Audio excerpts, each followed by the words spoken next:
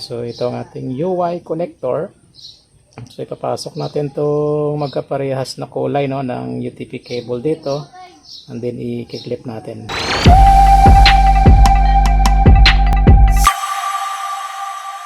Hello mga ka-IT, so another home service tayo ngayon ng ating Piso Wi-Fi. So ayan si ma'am. So dito pala tayo, no, sa may switch Adlawan, Roa City. So ang issue ng kanilang Piso Wi-Fi ay hindi makita yung SSID ng kanilang antena. So ito pala ang kanilang Piso Wi-Fi, no. So CCSJJ Piso Wi-Fi. So currently mga ka-IT, tinetest natin ang cable ng kanilang antena. So binaba na pala natin, no, ang kanilang antena. So yung gamit dito ay itong Comfast. So model EW71. Alright, and upon checking, so dito sa ating cable tester, yan, so i-on natin.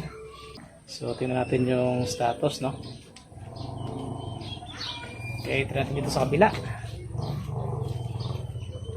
So yan, kung makikita nyo mga ka-IT, so hindi lahat ng lights nag-blink.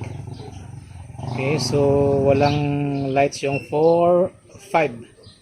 So 1, 2, 3, and then 6, 7, 8 lang. So malamang, no, nasa cable ang problema ng kanilang Piso Wi-Fi dito, kaya hindi makita yung SSID kasi kulang yung supply na dumadaloy sa ating cable.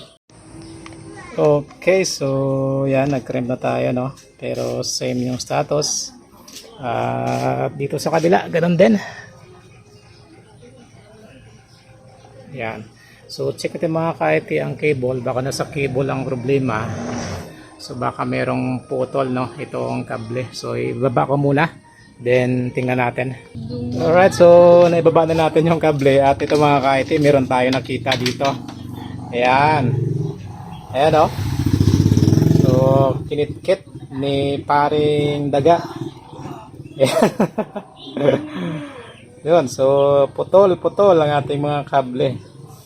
Ayan, so ito ang problema. Kaya ganun pa rin yung status na after nating mag-recrimp. Alright, so ang gagawin ko dito, meron ako ditong pang joint nitong mga kable. So idugtong natin gamit ang UI connector. So meron tayo dito. Okay, so ito yung ating UI connector. So ito mga ka-IT, no, para ito sa mga pangdugtong ng kable. Ito yung ating ginagamit. So buksan natin. So ito ang ating UI connector.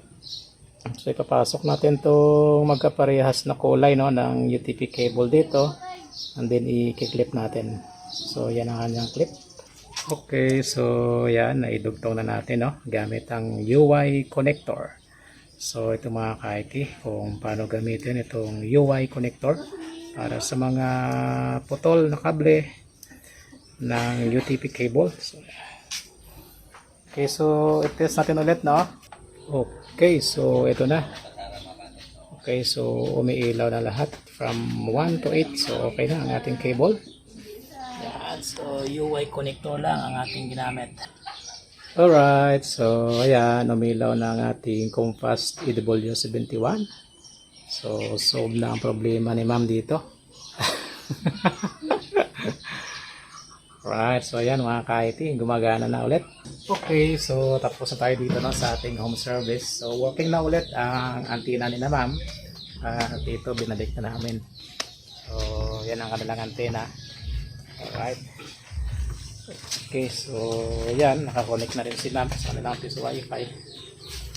Okay, so sa mga ka-IT natin dyan, no, na gusto pala mag-avail ng ating Piso Wi-Fi Window Machine, ay pwede kayo mag-PM sa ating FB page, ang mga ka-IT Piso Wi-Fi, o di kaya mag-text, no, dyan sa number na nandyan sa description ng ating video. Nag-try na rin pala tayo na kumunik, no, so dito sa ating laptop. So ito na ang kanilang portal. Yan. Okay, so see you ulit sa ating next home service.